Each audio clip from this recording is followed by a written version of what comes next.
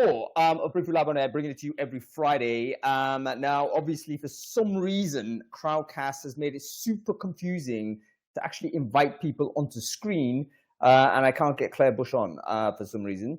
Something to do with, I don't know, her change of role or something. Is like you're either a speaker or a co-host or a moderator or whatever it is. But for whatever reason, those functions seem to have different permissions. So don't understand that. Let me just make Claire an attendee again and see whether that helps at all. You know what, Michael? I think they are messing with us. It's you know what? These are just teething problems, but I think this is an example of over-engineering the product.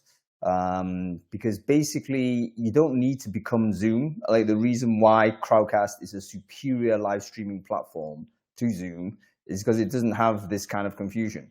Everyone should be able to be defaulted so that they can be invited on screen. There shouldn't be any permissions that are different between different roles. That isn't confusing.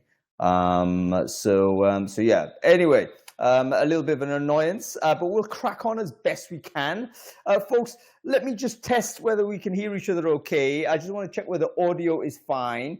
Oh my God, there she is. Claire Bush. Hey. Oh, that was a bit traumatic. That easy, isn't it? Just like she's an attendee, so why was she never an attendee, but she was defaulted to something else? For everybody else who's trying to get on, I logged back out and then went through the link in the email that Hung sent us. So. It's nothing to do with you, Claire. It's like literally you were. I wonder whether it's because you are on Crowdcast on a different show or something, and you might have just residually carried a permission across to here, because everyone else doesn't have a choice. Everyone else is like literally an attendee. So yeah, sorry for the slight delay, folks. But anyway, a bit of excitement to start Friday, hey? A quick test on sort of audio visual. So I want to make sure everyone can hear us okay. Let us know whether you can hear us fine on Crowdcast. Let me know in the chat. We should be broadcasting this all over LinkedIn. So this should be going live on my LinkedIn, which I can see that's okay. This should be out on even Alan Walker, Barry Flack, Juliana Park even. We've got tons of people. I think Rob Walker's always broadcasting this as well. So if you can hear us on all of those LinkedIns, let me know in the comment thread where you're seeing it, and we'll give you a big thumbs up and we'll know that we're okay. Okay, audio is great. Thank you, Tammy. That's the enthusiasm we like to see. Not good, great. Okay, quick thanks to our sponsors, by the way. We always need to thank our sponsors for this show. Every week, there's a company that steps up and says, I want to make sure that Brainfood Live continues on its relentless Friday, every Friday. This week, we've got Symphony Talent, folks. If you haven't heard of Symphony Talent, you really should. You need to really check them out for a kind of full-service recruitment, talent attraction, recruitment marketing type of play. They are symphonytalent.com. They got a really nice rebrand, actually, a couple of months or so ago. You should check them out here. I'm going to share the link in the chat stream. Go ahead. If you think you need a refresh on what you're saying or your online communications, check out Symphony Talent. Okay, cool. I have to welcome Claire Bush on screen. So good to see you, Claire. Thanks for being patient offline and all the rest of it. And how was your night last night? Amazing. Yeah, really cool, actually. And big thanks to Vinette and the team over at Flexa for inviting me down. It was a really interesting conversation, but also as well, it ties really nicely into the stuff that was talked about at the beginning of the week with the evolution of work from home. So we were talking about the hybrid office policy, all that sort of stuff. How do you bring people back into the office? Why would you want to? Why do they not want to come in? All of that gorgeous stuff. So yeah, really, really good conversation. Do you know what we had? Because Claire and I were actually meant to be meeting, but we had two competing events at exactly the same time, and I went to one and Claire went to another. So we shipped in the night. But I actually had a really similar conversation. So I think we're gonna have to bring back the high, like where are we with hybrid and remote? Yeah. Because I think it's a different concept now than it was 12 months or so ago. Oh, absolutely. Huge considerations. Yeah. Big things. Different sentiments now. I think everyone is a little bit more confident to say, actually, this works and that doesn't, or that works and this doesn't. Yeah. So yeah, we'll probably go and do another one of those in August. I'm planning August after today. So hopefully we'll get next week. We'll have the schedule sorted. I suspect remote working will be one of those. Anyway, Claire, why don't you quickly introduce yourself for the folks who don't know you? Who are you? What it is you do? Right, so I'm Claire Bush. I am a fractional CMO, so I get the lovely, joyous job of also kind of hanging out with conversation just coming up. I've been in and around the recruitment and talent space now for it feels like hundreds of years, but I am also a founder of a brand new business called Career 6. It's a career site technology platform that's just out of the blocks. So yeah, we're going to be busy working on that over the summer to bring to everybody through the autumn. Super exciting, fantastic stuff, Claire, and great that you're actually like practicing this style of work, because let's get practitioners on to talk about this. I think it's a term that we've suddenly become used to over time, but it's starting to seep into the HR consciousness as to what this is, even though there's still some debate as to what it is from a definition point of view. So hopefully today we can kind of crystallize it a little bit and make sure we understand exactly where we sit with this. Anyway, let's quickly review the newsletter. Claire, did you read it last week? And if so, what was interesting about it? I got totally sucked into the first one, to be honest. I was all about the conversation around AI and automation. Really, really great perspectives. And having studied relationship marketing way back when, I felt that there were so many really great threads that make everything that I learned 100 years ago kind of really relevant again for today in terms of business, strategy, concepts. And I got to remembering like the real basics things. So, you've got Maslow's hierarchy of needs in terms of business strategy. You've got the storming, norming, performing team kind of threads that you can use in the theories. But then also as well, just thinking back to the basics. You've got businesses with people in it, people with intelligence and experience, people who just have ambition and want to evolve and innovate.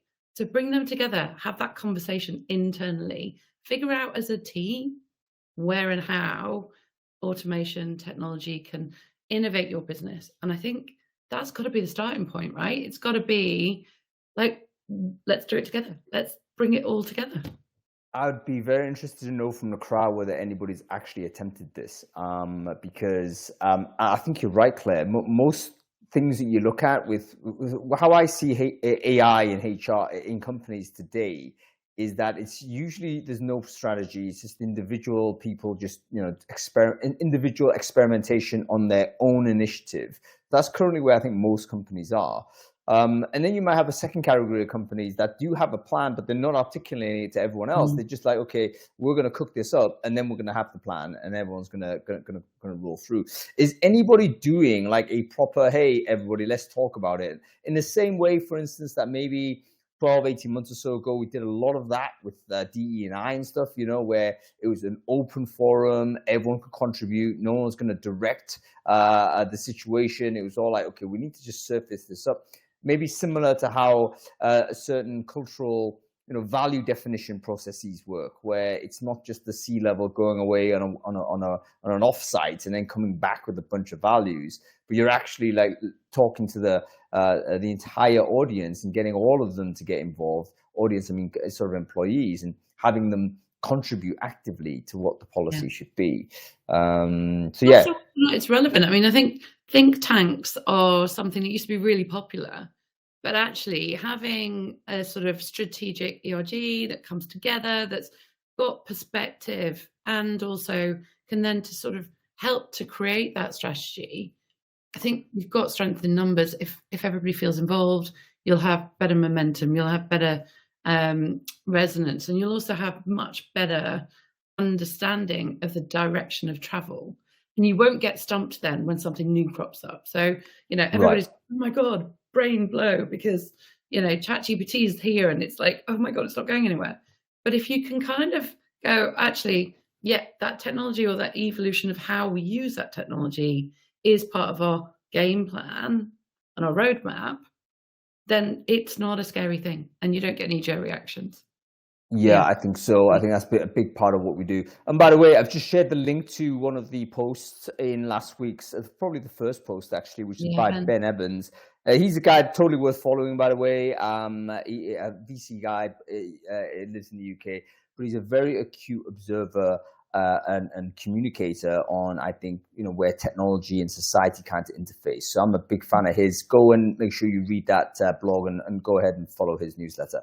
Okay, give us a couple more, Claire. Right. So then I got really excited about my LinkedIn profile because, wow, have we gone back in time? Is keyword jamming something that we need to be doing? And I was thinking, actually, I don't think I did that in the first place. So maybe I shouldn't go back and rewrite my entire LinkedIn profile and just put the words recruitment marketing 100 times in there.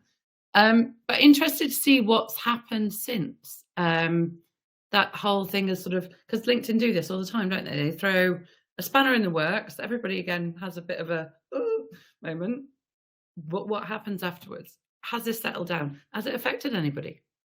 I was going to say, that's a question to you in the audience, folks. Has your engagement on your LinkedIn posts declined over the last couple of months or so? Have you noticed basically less engagements, less likes, and so on? Let me know, because I personally haven't, but I wonder whether I might be just an aberrant user, because I've got like such a large network, so maybe I don't see it as much as other people because of just the it's a Zerg swarm out there, someone's going to see it. So yeah, have you had sort of a discernible experience where, a post that might get 10,000 views at one point, suddenly getting 2,000 views? What is going on? It looks as if there's been a big shift in terms of how LinkedIn kind of operate their newsfeed algorithm. And what's very interesting is that it seems to try and correlate what you've put on your profile with what you post sort of as an update. So I just suggested, hey, does that mean we have to just keyword stuff our profiles? I think you probably do. I mean, why is it going back to our profiles?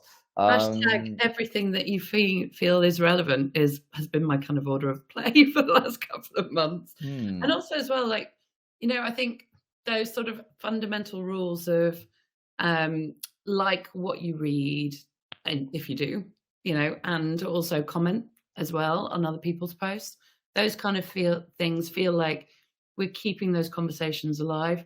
I'm sorry, Martin, I haven't seen any of your posts lately. Otherwise, I would have definitely engaged with them as well.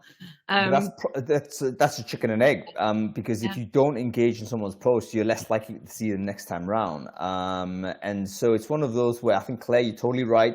If you read something, you do like it or even dislike it, it's worth you signaling something to that thing, simply because, it's at least stimulated you to have some sort of opinion on it, and it means that you're more likely to see that person's post. So if you've enjoyed it sort of in the first pace, you got a chance to get it again, and it probably helps you as well, because that person on the other side is likely to see your thing as well. So it's not just posting, it's also about engaging. By the way, we've got none other than Andy Foote coming to the show first week in August. He's going to be doing an update for us. He was just Andy on his own. Like, he's one of the few people I would kind of put on screen without panel, because he's worth just listening to for 60 minutes or so. So make sure you follow the channel if you want to hear from Andy. Okay, one more, Claire, before we dive into this. Well, I was going to talk about that evolution of work from home piece as well, because that tied really nicely into the Flexa dinner that I had last night. But I think the other thing that really stood out for me was the creator economy post. And I was really kind of like, oh shit, where's it gone? Because as a creative, although I work in a very, I suppose, haphazard kind of creative way, it does feel like actually we're just refining the level of creativity as opposed to, kind of putting out stuff. I think we're in that world of where all of the segments are kind of homogenizing, and then we're starting to see different kind of behaviors and patterns that come out of that. That's very interesting. Oh, by the way, we've got a few comments from Antonio there. Antonio's looking for a fractional CEO in the next coming months. So fantastic that we're having this conversation. By the way, Antonio, I assume that this means that, did you come up with the idea, or did your CEO say, hey, we don't need someone like full-time on this? Let me know in the comments on that, because I also want to understand, how do these roles get created? Are they, for instance, negotiated by the worker? Like the worker is basically refusing to do something full time, or is it something that's like intentionally created by the employer to say, you know what, a CFO is a type of role that maybe you don't need somebody sitting there 5 days a week, 40 hours a week. You need that person on call. So, okay, I'd be interested to know how those things get created. Akbar, thank you. Rules are kinder. So it's interesting to see people's attitude, but it looks like some people actually have endorsed, like tacitly endorsed LinkedIn's changes, because maybe it's actually leading to a more positive experience online. I don't know. Like I say, I've not necessarily been visible to it as well, but we'll wait for Andy to give us a bit of understanding there. Okay, cool. I just want to do a shout out to my Clair name twin.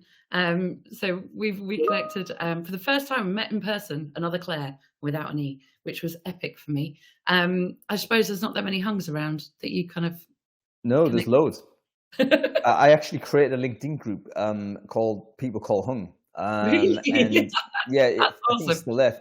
Maybe Claire, that's what we need to do. Three people signed up to People Call Hung, even though I know it's like super common name. It's not a real name. It's obviously Anglicanizations of it. But there's loads of people in Asia with that type of sound, and so they would also be Call Hung. So anyway, I think 3 people signed up to it, and then I closed the group because it was kind of horrifying to imagine an army of hungs out there.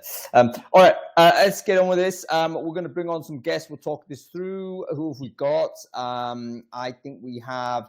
Can I finally? I tell you what, I'm going to bitch about Crowdcast again. Like you literally can't find people here. Alan's definitely there. I can see. I think I saw Leah earlier. Leah Sharma, if you can hear this, can you just comment on the Crowdcast thread so I can find you in order to pull you on screen? Because right now it's like I literally can't identify anybody with these. Like, are you seeing the same thing, Claire, as me? Yeah, I can only see Leah's there. She's just popped up in the chat. Right, Barry, you need to do the same, mate. Can you do that? Yeah, and Barry as well. Yeah, they're all 3 now in the chat. That's how awesome. Ridiculous. So this is actually an example of. I hope the Crowdcast are looking at this, because we should we'll let them know for sure. Yeah, like why are they making it hard for people on screen? I think what it is, Hung, you've got so many people registered and you've got so many people interested and actually live with us as well today, that list is so hard to navigate whilst you're going live. It's actually not that big. I mean, there's only there's less than 100 people watching this, so it shouldn't be that hard. There's Leah. Hello. How are you, Leah? Good to see you. I'm good. I thought Teams was bad, but this is my first time using Crowdcast, and it feels even worse. Crowdcast was amazing, but I think because they're worried about Teams and Zoom, they've just copied the worst features of those products, and they've made it more complicated to do simple things. Beautiful. Anyway, Leah, for the people who don't know you, can you quickly introduce yourself? Who are you? What it is you do? Yes, of course. Hello, I'm Leah. I am, fractional head of talent. I'm based in Surrey in England. I've been in recruiting for 11 plus years, I think. Mainly tech. Hiring is kind of my forte. Recently just moved back from Amsterdam. Actually, I was there for the last 6 years, working for different tech companies, and now back home in England. Great. Welcome to the show, Leah, your debut. We have Alan Walker here as well. Fantastic. Alan, great to see you. You too. Can you quickly introduce yourself? Who are you? What it is you do? Yeah, Alan Walker, co-founder or fractional founder of Udder, HR tech consulting firm. Great stuff. And Barry has finally made it. There he is. Barry looking like a cyborg. What's happening with that? What is it? It's like Jean-Luc Picard when he got took over by the Borg. Barry, quickly introduce yourself. Who are you? What it is you do? Okay, I'm Barry Flack. I'm fractional HR executive extraordinaire, based here in the UK. Industry veteran, could take up the rest of your program going through all of that. Amazing. Barry, I have to say the audio from your side sounds really strange. Like you sound as if you're calling in from Is that not just me? No. Yeah, it's your accent, Barry.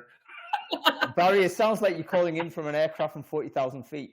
Is there a way you can fiddle with that, mate? It's not. It's basically you. Have a fiddle with it, mate. Let me know what you can do. All right. Let's go with you firstly, Leah. Fractional. Was this the first fractional job you're doing the job now, as I understand? You've called yourself a fractional TA person. Why have you accepted that label, and why is this different from, let's say, a part-time job that maybe some people out there looking at this think it's just a part-time job? So how is it different? Yeah, good question. So I'm relatively new to the fractional world, and I thought it was also a fairly new concept, but actually it appears it's existed for a very long time, but it's suddenly become a big hot topic. So I very recently moved into this, and my situation is that I work for 2 different companies. A fraction of my week is divided between them. So 2 days I work for a fintech startup called Sequence, and 3 days I work for a digital banking app called Pocket. So, I mean, everybody has kind of a different take on what fractional means. I don't think it's set in stone. I think it's up to kind of, your own take on it as to what it means. For me, it literally means kind of spending a fraction of my time with each of those companies. How it's different to being a contractor, freelancer, or interim person is that interim, again, my view on it, is you would tend to work for one company for a set period of time. And therefore, you're going in to help them with whatever that might be. And it's kind of a set defined time. A freelancer is someone who kind of works on multiple projects, and they kind of decide how much time they spend on that project when they're working on that project. And they could be working on however many in a week, and they will charge based on how much time they've spent on it. Fractional is what I see differently, is that I spend full days with those companies for X amount a week. And I will work over those core hours. So Monday and Wednesday, I'm with Sequence. I'm with them for 2 full days, and then the other company 3 full days. So I make sure I'm there and available for those core hours, as opposed to kind of working in the background. So I'm still seen. I'm still part of like teams when I need to be. I'm still kind of in meetings, etc. But yeah, this is relatively new to me. I've only started doing this in the last couple of months. And as I started doing it, as anything, you see a bus and then suddenly you see many, many more. I've suddenly found that actually, yeah, there's a lot of people kind of in the same area as me. Fantastic. I mean, wasn't that a wonderful breakdown? I think that's really good to crystallize some of these differences, because a lot of people might just be thinking, right, it's full time and then everything else is, not full time.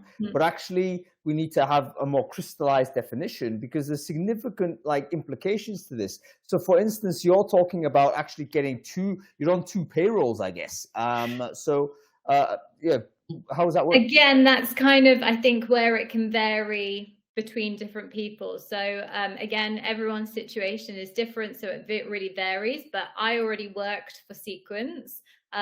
Company changed with the macro environment, and we weren't hiring as much. Therefore, my role wasn't needed full time any longer. And again, this is where fractional is now starting to come up more, where there's not a need for someone full time. So them, I am permanent. But then for the other company, I'm actually my own limited company. Because again, I'm there for kind of a set period of time. I'm not permanent. So I'm working with them for a set period, set number of days per week. Yeah, very, very good. Thank you, Leah. Barry, I'm going to go to you, mate, simply because you've returned to humanity now. We've got you off the bog. But you've been banging on about fractional, because obviously you've decided that's going to be your domain. So let's hear it from you. What's your thoughts on Leah's definition there? How would you kind of embellish on that, and what's your experience of doing the work yourself? So am I understood in my BBC Northern Ireland voice now? Yeah. Yeah. Yep. Or gone. Yeah. Yep, it's better. Look, I've been doing fractional, and I didn't know it since probably late 2018. Look, I think with Leah's explanation was terrific. I think being a bit more crystallized, the difference, I think, is a very clear, we are with you as a sourcing option for organizations, but we're solving a couple of other problems, and let's be explicit about it. You're getting professional, senior experience, technical, at a price that you wouldn't previously afforded, because you would have hired that person or not, as it would have been beyond you. So I do part of what Leah says. Look, I go in, limited company, I offer myself up, I offer the fractional, which is a choice the company has made instead of the permanent hire. Yeah, it is a sourcing budget that is unlike the old freelance. And I was a teenage freelance interim from about decades ago. So I've been doing that for years. That was, I'm coming in, you've got a project, do it and go. Yeah. Or interim, God, it's going to take us 6 months, come in, stop the place from going under. This one is, I'm fixed with you. Yeah. You're in, you're my expertise, you're small, beautifully formed. You can afford to take in the resource rather than pay for the fully loaded cost of somebody who might have a different profile, without being pejorative, but not saying lower, but a different profile. But you're with me, and it's continuous, and I go up and I go down, and I work everything between 1 day to 3 day on and with that client until such times as circumstances might change. And I think that's how it's going to evolve. But ultimately, I come in, you own me in a slightly different way. I've got to be careful the tax man's not watching today. But ultimately, we've got that broader categorization issue that always exists. But, we're offering something up that's very different to those freelancing. It's not part-time per se. I know that's coming up in the comments where people mention, look, you do what you do, but you're only a part-timer. It's not. You come in, you own it, you drive the strategy, you get your hands dirty, you do lots of interesting stuff, and you swallow up the realization on the other end of the equation, which is that 5 days a week, full-timers are frankly underproductive, lazy sods who don't work the full whack. Yeah, take that to the bank. There you go. This is why Barry Flack needs his own show, folks. I don't know why he's on Brainfood Live. He needs to be his own media personality with or without the cybernetics. But thank you so much, Barry. I totally get some of the comments on thread, and I get it because we're trying to kind of unpack this and why it is different. Perhaps it is semantics. We're going to go and talk through that. Maybe it is. Certainly there's overlap in terms of what this means. But I think there's a few things that do kind of make it feel a bit different. Firstly, I would suggest it's the seniority of the role seems to be one of the factors. So part-time traditionally was relegated to quite an insignificant role in business because the perception was actually if the person's not there for 50, 60 hours a week, that cannot be a serious C-level person. But in fact, if you go on LinkedIn and search for fractional, you actually see a lot of C-level people doing it. So it's the seniority that's gone part-time, and maybe that's worthy of a semantic shift because it might mean it's different. And secondly, Barry and Leah both mentioned it's a persistency over time. So it's an indefinite engagement. It isn't a case to say, actually, here, Barry, I got an implementation in and finish and out. No, it's like we actually need this function and we're going to always need this function. And we'd like you to do it for this amount of time per week rather than, so there's no cap on it. So it's in effect a permanent job. But it's done so in a way where, and there's different drivers, for instance. I think Leah and Barry both mentioned this. It could be cost saving. It could be just interest in flexibility, or perhaps an attempt to secure a higher skilled person at fundamentally a lower budget. So if you're going to spend 100 units of your money, would you rather have a medium experienced person at 40 hours a week, or would you want a super expert at 20 hours a week? I think a lot of people would make that trade, So very, very interesting. Okay, let's go to you, Claire, because you come in and you're co-host here, of course, but your role also is to volunteer your own experience in this. And as a CMO, person who's worked at a senior level in the marketing function, you've had some experience of working in this fractional way. How would you describe it? Where does it differ from your interpretation compared to Barry's and Leah's? I think for me, it's more of a choice as well in terms of the type of work that I want to do, right? So having been around for a long time, I've done every type of role across the marketing spectrum, and knowing and understanding the shortcuts for things like go-to-market strategy or creating campaigns or taking and refreshing a brand from sort of concept to activation. All of those workflows are something that is just ingrained in the way that I think. But actually being able to strategically go, this is the plan, this is how we need to see this end to end, and then orchestrate maneuvers is the way that I want to operate. So for me, choice around, like Barry mentioned, that senior level, fast thinking and high impact, but I can do it at a fraction of the time it would take someone who's new into a mid-management management role. So I can detail everything at a fraction of time, handhold and mentor and manage, which means that the IP, the intelligence and the experience stays within the organizations that I support. I'm not like a freelancer who would just come in, get the job done, drop the product on the table and then leg it. It means that everything starts to build within, and that intelligence and that kind of motivation for growth is what I really want to give back as well. So that's how I emotionally attach myself to the businesses that I work with. And then I think as well, it's more that you can do more being fractionally. So I work in a very similar environment. Lots of my clients are either in recruitment or they're in talent, and there's a commonality of the types of organizations that I work with. They're not directly competing, so I've got no kind of competes in terms of I'm doing this and I'm doing the same over there, but they all add to each other.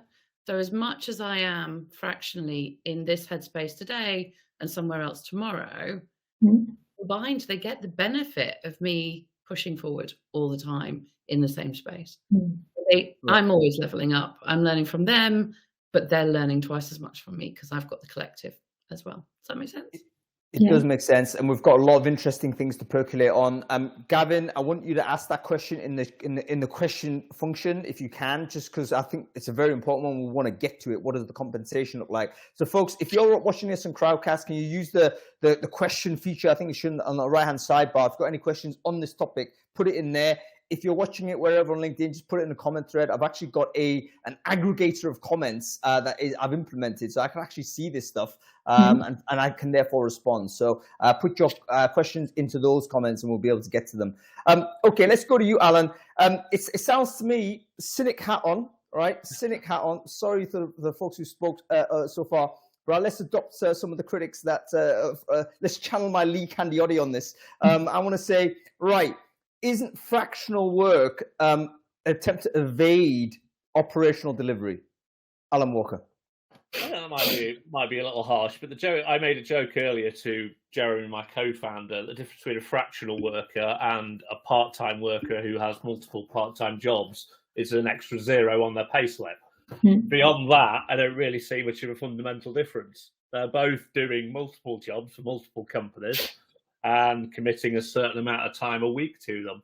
Now, don't get me wrong, I'm not criticising. I'm just thinking, back to your point, Hung, semantics. It's a word that perhaps differentiates senior people who do bring something different to the table. But actually, in terms of the taxonomy of kind of work, you've got part-time, full-time, contractors, interims, blah, blah, blah, blah. It's just another one to throw in there. It's a type of engagement. I think it's a good way, though, of compartmentalising people like Barry, people like Claire, people like Leah, who bring something a little bit different to the table and bring that. You're not just buying their time, you're buying their 10, 15, 20 years of experience that they're bringing along. And buying it fractionally means you get that senior headspace in your team without having to pay for it full time. So there's absolutely value in it, without a doubt. I'm just a little bit of a skeptic about wanky new words. And I think it is a wanky new word to a certain degree. This is a safe for children broadcast, Alan. So, right, okay. We don't need to scrub this out. All right. So that's actually a really interesting point. There's always going to be a bit of toing and froing. And by the way, sometimes when new terms are coined, it's because there's an attempt to reposition it or move the status of it. We've seen it in recruiting, right? Previously, we're all recruiters, then we're talent acquisition people, and then we're something else. So it's not an unusual thing to have new coinage when we're trying to elevate status. So perhaps this is an attempt to do so. Elizabeth in one of the LinkedIn's has said very clearly that actually it's an attempt to remove yourself from the concept of part-time being partial effort. So in other words, it seemed to be a diminished type of role, part-time. I mean, does anyone get promoted as a part-timer? Probably not back in the day. And so, okay, maybe there is a need for a new term in order to help sort of the negotiation side. But it might be more substantive. I mean, some people are even saying here, Stephen Halpin is saying, look, there's even like a fractional CEO. I mean, I'd love to see a job advert for that. So if you have that, Stephen, send it over to me or put another comment in. I'd like to share that with the crowd because I think that's an interesting thing to observe. Go ahead, Claire.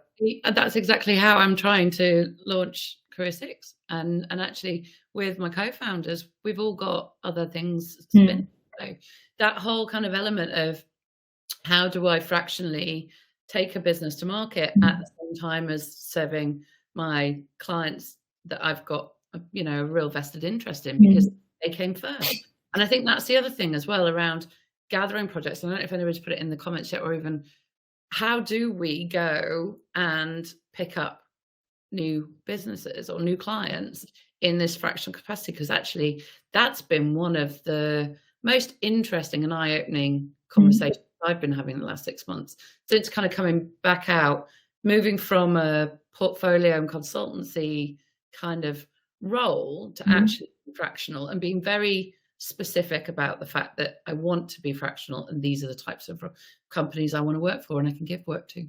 Quickly, just the one thing, I think another feature of this is distinguishing it from, let's say, a consultant or a freelancer, is that there is a sense of belonging to that company. So in other words, you might update your LinkedIn to the effect, I am belonging to this company, and you're kind of connected to it. And of course, LinkedIn are trying to verify whether that's true or not by getting lots of people saying, yes, that's true.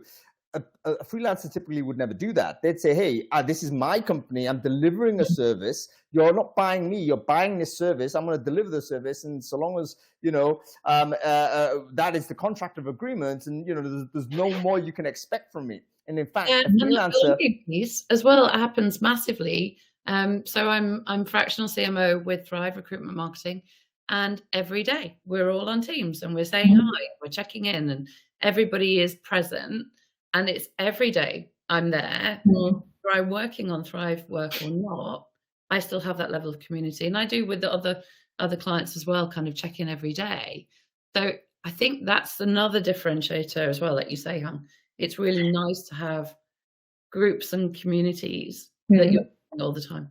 There might also be a limit to how many you can do. Someone should ask that question in the Q&A, by the way. So, Leah, go ahead. Yeah, I was going to say, I think, again, this is why it's kind of one of those ones that's open to interpretation because it can really be adapted based on kind of your situation. So, for example, me personally, in the last couple of years, I've worked with a lot of scale-ups and startups where actually this works perfectly for them because maybe they don't have a hiring plan that's going over years and maybe they just have an immediate need. And for example, being head of talent, I'm really there for the strategy, the delivery, the implementation. I can get in, do that, and then move on to the next part. And so that's why it works quite well for my role and level. So again, I think there's quite a few different factors that distinguish it. It's the level, it's the type of companies that you're working and supporting, and it's what their actual needs are. And that's kind of where it plays differently to some of those other interim contractors, etc. I want to make another observation before we take a mini break, but and I think this is correct. It may also be the case that with fractional work, the work itself may be like at that time fairly undefined. So in other words, we need to have the resource to do X. We know we need this person in, but there's not a fixed task list for this person to do. I don't know what you know. This person is the expert providing this. Compared to a classic freelancer, there may be a brief, like you've written the brief, right? You've told them you want this thing. So it's also about the maturation of the work and how defined the tasks are. Maybe it's sort of a situation where you got a hole somewhere, but you don't know where the edges of that hole are, and this person needs to step in. Okay, folks, mini break. Don't go away, because the mini break is all about networking. It is all about making sure that everyone is fully connected as much as they can, that are interested in these conversations. Brainfood Live on Air is, of course, a conversation starting show. However, we do have to come off air, which means that obviously this conversation has a risk of coming to an end. We don't want that. We want the conversation to continue. So please take this time. Grab your LinkedIn URL and just stick it in the comment thread wherever you're watching this. If you're watching this on Crowdcast, stick your LinkedIn URL in the chat stream. If you're watching this on any of the LinkedIns, stick your LinkedIn URL in the comment thread, and then make sure you connect with everyone else who does that. Every week this happens, and I guarantee you every week there's people getting 20, 30, 40 connections for absolutely no cost, no issue, and building up their network. Go ahead and talk to those people after this show's off air so that you can continue this conversation on fractional work. Antonio, for instance, you're coming in, you want to have some, crowdsourcing, you want to figure out what's what. Guess what? Everyone who's watching this is thinking about the same thing. So go and speak to all those folks there. Okay, cool. How do we create a fractional job? Does this happen intentionally, or is it as a result of circumstances, as it was for Leah's case? Are there particular roles that actually suit a fractional design? What do we think about this? Open it up to everybody. Just seen Stephen Rothberg in the chat. He said that there's nothing stopping them from hiring fractional people, but their payroll company, provider of payroll and benefits, needs the person to be employed for at least 30 hours a week. Now, that's obviously got to be one of the starting points of figuring out how do you bring this expertise in-house, right? I think so.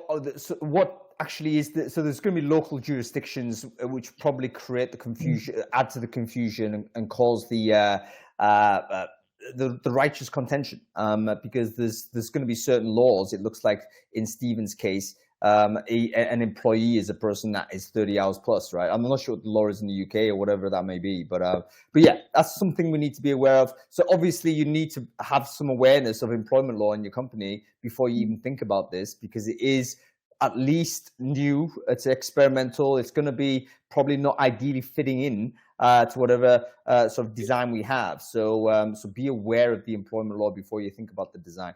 But let's say someone's covered that. How are these jobs created? Is there particular roles where this suits? This potentially we could advise companies on this. Like any thoughts, anyway? I did. Go on, Barry. Yeah, look, I've hired a couple of fractionals.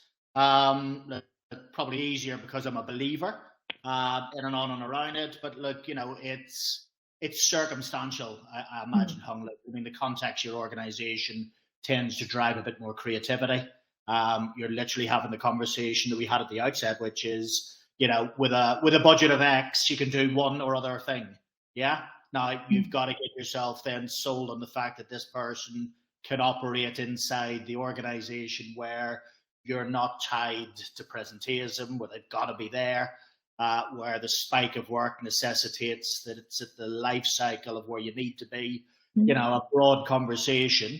Or, and let's be honest, it's being driven on the supply side with people who are saying, I'm damn good, I know your industry, but you know what, this is where my lifestyle choice is at the moment. So we haven't spoken about it from that side. But yeah, people who turn up and go, yeah, you'd want me, I'd be great, but you're getting me 2 days a week because I'm doing these other things. And that sounds right, doesn't it? It basically comes from supply more than sort of demand, because at the moment, I think most companies are still designing full-time jobs. Obviously, I think when we think about we have a vacancy, it's a full-time job by default. It's only when there's like critical emergency do we think, oh my god, we need a contractor. But we might be going ahead to hire a full-time person and then encounter a great person we want, but that person doesn't want the full-time thing, and therefore we say, you know what, let's get Clair in for 20 hours. That's going to be better than cracking through trying to get someone we don't want for 40 hours, which I think, again, a deal most people would take. Any other thoughts about where these jobs emerge? Like, how are they created? Or do you know of any examples where someone actually has designed it and said, you know what, this job is not a full-time job, never has been, should be fractional? I think that for me is definitely something that I see in the marketing world a lot, in that marketing strategy isn't something that you need to be doing every day of the week. It's just a choice I like to play in that space. So actually, in order for me to have a fulfilling career, I want to be just doing that. And so it's more about educating and then also putting out your examples of the work that you're doing. And I think you mentioned it earlier on, Hung, in that sense of belonging. You're talking about the work that you're doing. The more that all of us fractionally put out the kind of jazz hands and the great stories and show the success of what we're doing, the more that it will become an obvious choice for someone looking for those solutions. Yeah, well, that's very interesting. Go ahead, Leah. I was going to say, I agree, Claire. I think it is the education part, like educating companies and like other leaders that this is a possibility. I maybe wouldn't go as far as using the words that Barry used about full-time people being lazy, but I think it really does show that, you know, give me 2 days or 3 days to do X and I can deliver, because anybody who has a bit more pressure or time sensitivity on their hands is probably going to kind of get things done a bit quicker. So I think that plays into it as well. But that's why I think it also still feeds into kind of more senior profiles tend to do this, because, you know, if you're sourcing for X number of roles, you're probably going to want as much time as you can to do that. But if it's more about kind of going behind the scenes and working with the leadership team and putting together all these different strategies, etc., you know, that can be done in a different way. So that's why I think it does depend on the role, but for sure I think this is really now turning into an education thing and speaking to companies about, did you realize this is an option, like you originally said, Hung, like hire this amazing talent for a fraction of the time, and it's a bit more cost effective.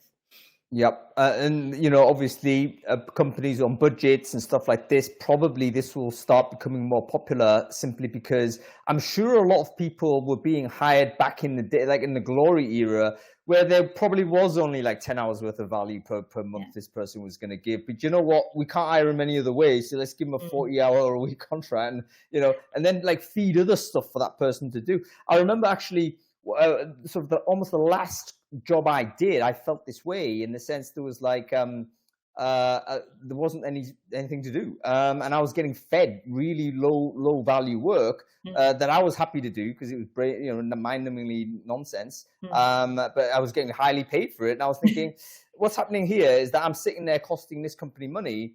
And they're just like, get them to do something. You know what I mean? It's like push stuff. And you don't want that. You need to have a way to say, you know what, this person's really good at this. Don't push any of the other stuff to them. Just keep him at this point. So, okay, very good.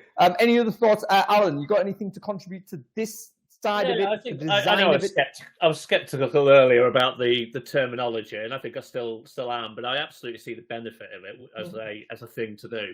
Let's say back to your point earlier, Hung, you mentioned having £100 to spend on talent.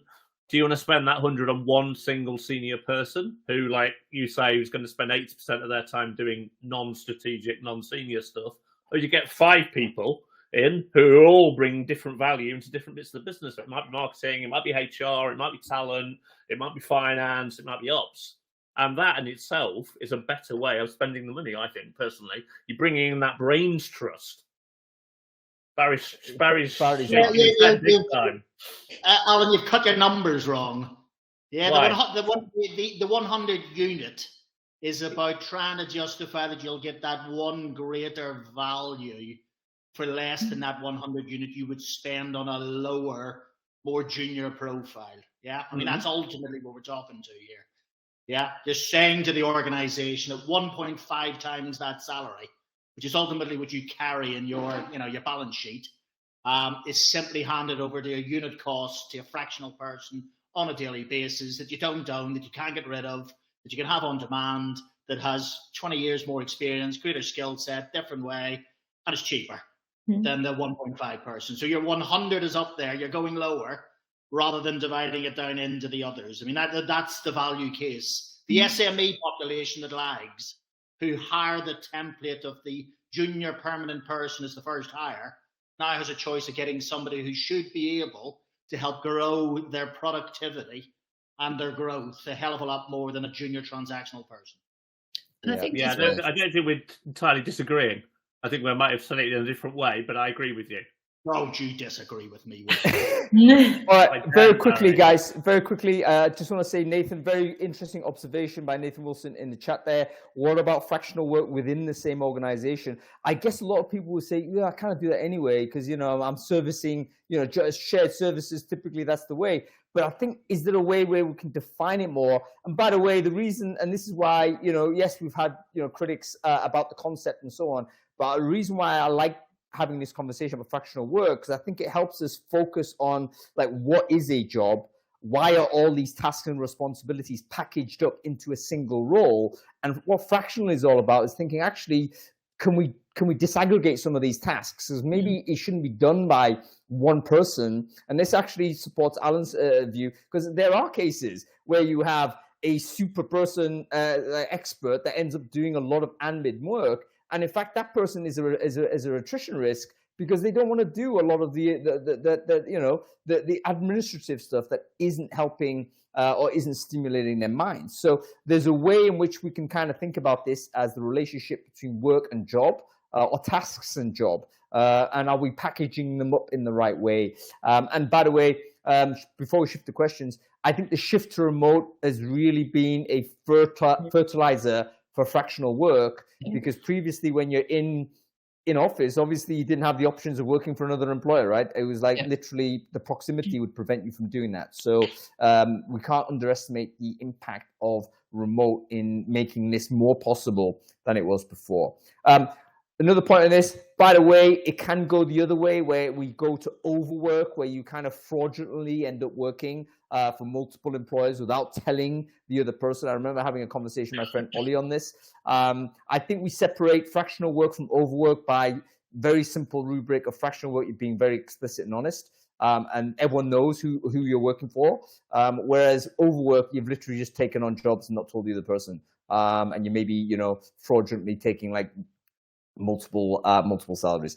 Okay, we're going to move to questions, folks, because basically we're flying through this. Let's go Q&A. Anybody got any questions, put them into the Q&A. We're going to go to them now. If you are watching on LinkedIn, put them in the comment thread. We'll get to them as well. Okay, we've got this one from Stephen Rothberg. Let's go with him. I typically see fractional used to describe leaders who hold similar roles with other companies. Would your guest refer to someone as fractional if they work part-time hourly for a fast food restaurant? I personally wouldn't. I think it is about seniority, but what are your thoughts very quickly? I think it's a value exchange. Like, what fraction of their value is coming back into each of the organizations? Well, fast food worker, would you call them fractional though? So this goes to status. That's gig economy, isn't it? Yeah, well, I think that's the difference. Is their labour, the amount of hours that they can put into something. So it's still technically, if we want to be arsey about it, I get what Steve's saying. I get what Steve's saying, but the answer is no, Steve. Let's go to Gavin. Gavin's saying, how does fractional comp work? This is really important. So Leah, I think you've already described your situation. You are actually permanently, or shall we say, you're on a payroll on one company, and there's LTD with the other company. So there is a kind of if you like, a legal hierarchy or a technical hierarchy where that belongs. Barry, how are you working right now? Is it all going through one LTD or what? Yeah, look, they always are. I think the answer, Gavin's question is, back to that previous, you are sizing yourself up in a predictable, day rate over a month versus the combined costs of a permanent hire, 1 times 5 plus all the other costs that's going to go with it, is why you would always argue to the CEO that you are cost effective against the permanent hire given the employment costs. Yeah, so basically you're charging, I suppose we can be flexible here though, can't we? Because there's nothing stopping you from charging one number to one company and charging another to another based on what you think you can get away with. Depends on the role. Yeah. All right, cool. Let's move on. We're talking about, okay, how much of fractional work is done remotely as opposed to in-house? I would say probably 99 to 100%, right? I mean, I've got a couple of clients that I go in and sit with because actually the role is about me being that senior leader and managing team. So if I've got team and I've got people that I've got a duty of care over, then I'll go in and spend time with them. It all depends on the job. Exactly. Yeah, depends. I'm fully remote, but it depends on, I could go in if I wanted to, but again, it comes down to personal preference, remote, hybrid, what the role entails. Yeah. Imagine trying to do fractional work pre-COVID. Like you literally have to like ride a bike like a maniac to office to office or something, wouldn't you? I mean, you'd be very fit because you'd be having to manage multiple commutes. Crazy. Yeah. Okay. Let's keep moving. We've got another one from Gavin. Gavin saying, would fractional roles in the resume muddy your career tenure, and would it look bad for certain employers? Let's be very serious here. What are your thoughts? Big shake of heads. Some disagreement. Let's talk about this very quickly. Let's not do the Indian head shake. We don't know what that is. Okay, Claire, you were shaking your head on this. What's your thoughts?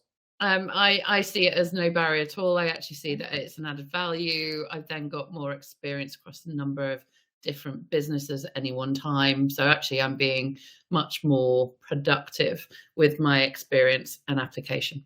There is a point to be made that working fractionally will give you multiple perspectives where you can actually absorb a lot more information. That could be helpful. That then can be a problem in terms of confidentiality, conflict of interest, etc. But that's another matter.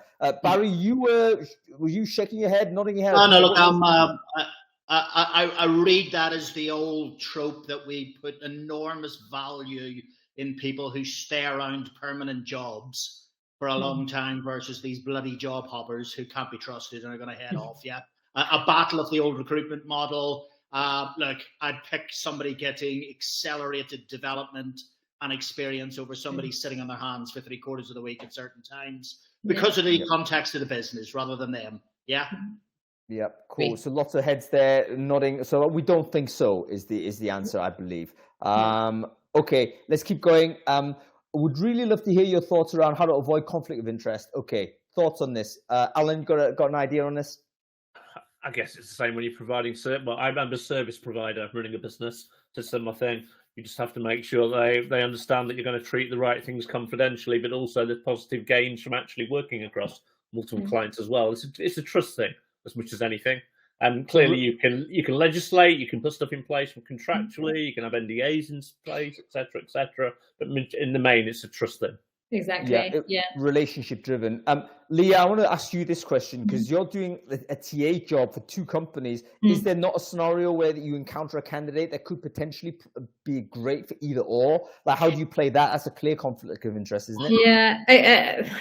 At the moment, no, because their hiring needs are completely different. So there's not been a crossover, but I can see that happening. And I think I would just have to handle it in, a super non-biased, confidential way. And I would just, whoever the company has applied, which company the candidate's applied to or sourced for, that's the priority, to the point that they no longer want them or they're not successful, whatever. I would happily have a conversation, but I wouldn't be sharing between the 2 or 3 companies, or whether you treat them separately. And it's all about based on the trust and knowing who owns what.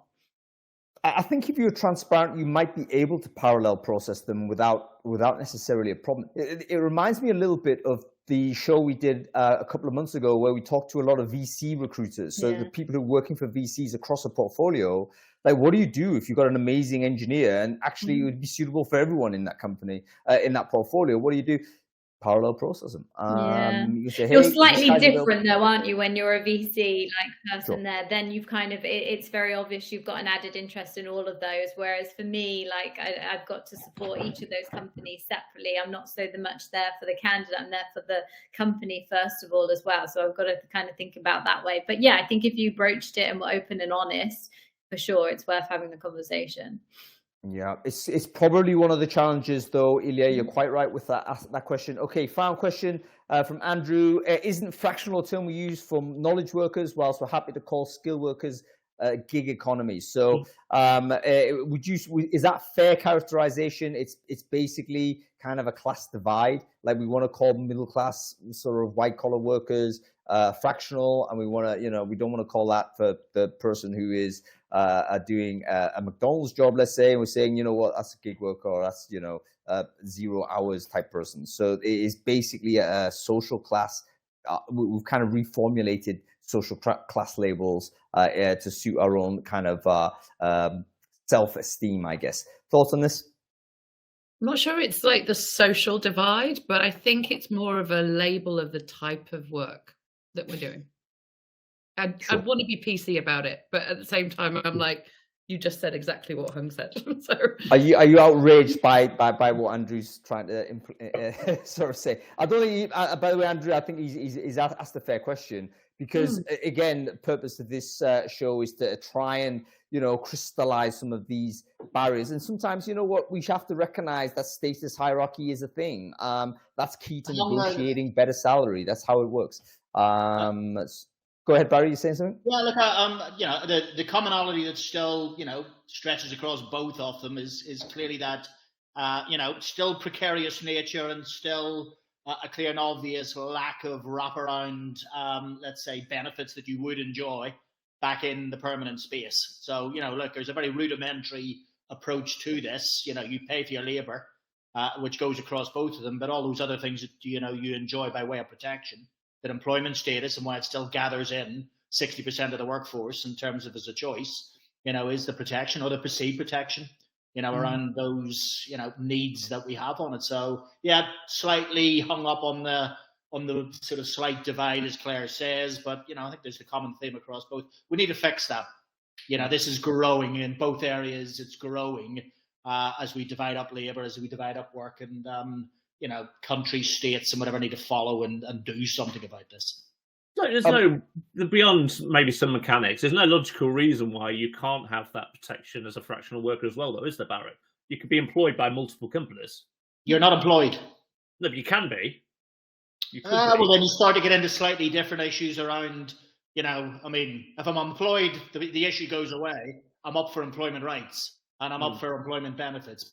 For me, fractional is a service you paid in, rather than a series of part-time jobs being employed by the employer.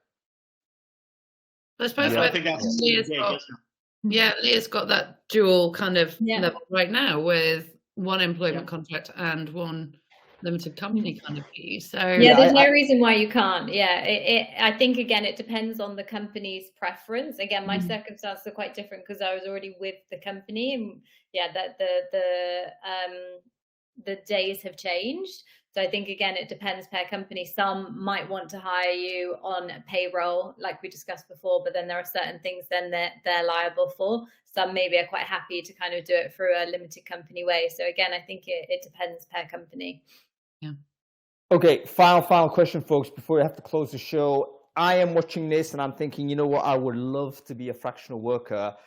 Is there a place I go to find these jobs? Like, how does what's going on? Is there fractionalworker.com available? Does any of this, like, how do I discover the opportunity? Thoughts? I think you've just created a great business idea, right? Like, it doesn't exist. Someone out there create it. I think there's quite a lot of, like, what I would call the flexible working kind of job boards and things like that out there. There's a couple of people that I know that have been trying to find routes for senior mid-managers, upwards, execs to work in this way, but I think the label's obviously still quite new. I think there are a lot of what I would call part-time jobs mislabeled that could be and should be fractional, in my opinion, that are out there. But it would be awesome to see much more of this available. Just get yourself on Upwork, guys. Upwork. There you go. Yeah. Upwork needs a separate area for fractional senior executives. They are in there. They're starting to emerge in there, Alan. Definitely. And by the way, as a final point, guys, Ishrar, I think on LinkedIn, it says something really interesting. Fractional CEOs might also be called super temps. So apparently there is a term already exists called super temps, which is, again, an attempt to distinguish. I think there is a hierarchy of the value of the person, skill of the person to the business. Anybody who isn't full time, we've always put maybe the lowest level type contributions. Definitely not part of the strategy. Definitely not part of part of the inside knowledge of how the business runs. This may be for at the senior level. Nothing wrong. Steve, I think you mentioned it right. It probably is for the leadership side, but it's a new thing that's happening, and maybe that's a future, a welcome future for a lot of people. So I think it's a positive thing that we have this. It just gives people more options. and it gives companies more options as well, because there's going to be times where a company isn't able, or perhaps doesn't want to commit to someone who's full-time, or not sort of a traditional FTE, should I say, potentially can get them in for a fraction of the time and still get huge value. Okay, there's some people there. Look, fractionaljobs.com, registered 2019. Yeah, just nothing going on the website. My goodness, this is a business opportunity for somebody, which is where we've got to end it, folks. I'm going to dive into GoDaddy and buy a bunch of domains and start dominating this space. Okay, thanks to our guests. Wonderful to see you, Leah. Thank you so much for joining us. Alan Walker, wonderful to see you. You're back with me next week. I think we're talking about something else, optimal tech stack or something. Barry Flack, wonderful to see you. We have to sort the cybernetics out at some point, but we'll get you back on the show. Great to see you, man. Likewise. Nice to see you, Clair. Cool. See you all. Lovely to see you. Oh, I'm trying to delete everybody and keep Claire on. Sorry, that was great. I really enjoyed that. I thought that was a fantastic conversation. Really, really interesting. And thanks everyone for commenting and getting involved in the thread as well. I think that was really a big contribution, is just looking at what's being talked about there, and then that triggering off another conversation for us. So, folks, we'll be back next week. What will we be talking about? I don't actually know. We are talking about, I believe, the tech hiring review. So we're going to do a tech hiring landscape, and we're going to basically look back at it and say, mid-year, what does that look like? How does it look? So make sure you tune in for that. If you're hiring for tech, or if you're a tech recruiter and you're wondering what's going on, we've got a load of people from different angles. Recruitment agencies are joining. We've got people on platform bringing market intelligence. We've got in-house recruiters, even got some tech people coming on as well. We're going to talk about, okay, what does it look like in 2003? What's the next 6 months looking like? So tech recruiters need to be signing up to that. Okay, we'll see you next week. Thanks for watching. See you all. Thank you very much. Cheers, Han. That was pretty good, Claire, wouldn't you say? I really love that. That's awesome. And actually really big food for thought for me as well. Like, I hadn't thought about it as cleanly in terms of the way that I'm working. But yeah, I really love that. Brilliant people. I think the conversation just helps crystallize, and this was sparked actually by a long debate I had with a friend of mine, which is essentially the same chat we had, where people were disputing the relevancy of it. And I think the key thing is that it doesn't have to be a completely clean categorical break, but it is significant enough for it to be a new label is worth it, you know. The way I think about it and the way I look at it is that I've got sort of 3 levels of which I deliver in. Strategy first, which is C-suite, where are you going? What can I do to create something that is a roadmap? And that typically is marketing. And then what I'll do is I'll take that strategy and I'll work tactically with a team, and or I'll deliver that operationally in managing Thrive or my marketing team that I have available to me. And I think so long as I'm in that senior management role and I'm doing it for a couple of days a month, then it becomes really easy to have that constant moving things forward. But I'm not needed to be every day. I certainly don't need to be in an organization 4 days a week, 5 days a week. I just wouldn't consider that now as a way of life. Yeah. You know what? I think a lot of people, there's a life trajectory thing as well, I would say. So probably we didn't touch on that, but it probably wouldn't suit. Neurophysy people. They're neurophysy people who have got multiple capacity to spin plates and get very isolated in that very myopic view of being one person in one organization.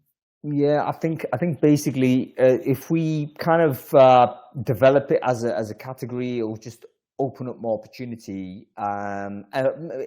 It might even help with things like AI, you know, because let's say everyone's terrified of artificial intelligence, we're rightfully concerned. But AI is not knocking out 100% of the job. It's knocking out 20%, 30, 40% of the job. That leaves some percent left, and maybe it doesn't justify a full-time job, but perhaps it could be done fractionally. So, you know, there's something there. Anywho, listen, what you got planned this weekend, Claire? What's interesting? Nothing much. The child has gone off sailing, so it's a nice chilled weekend at home. I love it. There's nothing more that I would enjoy than having a chill weekend. I've got to be busy though. I'm like partying this weekend all the time. It's crazy. I'm tired. I need to go to bed. I am absolutely exhausting. Still reveling in the flashbacks of, I saw that person at Wreckfest. I mean, how brilliant was that? That was just such a brilliant event. It was Yeah. great. It was great. Anyway, Claire, gotta love you and leave you. I'll see you soon, okay? All right, take care. Enjoy. Bye.